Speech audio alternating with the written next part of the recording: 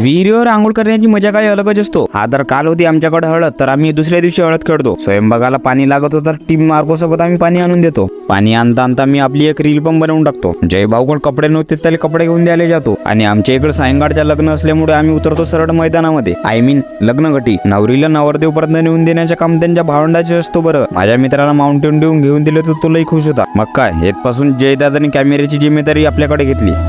The next day. पाहुण्यांच्या गर्दीमुळे आंघोळीला काही ठिकाणच नव्हता. तर मग काय, आम्ही जातो शेजारच्या शेतामध्ये सीधा विहिरीवर आंघोळ करण्याकरता. ये दोपहर का वक्त है जब सूरज सबसे ज्यादा गर्मी बरसाता है.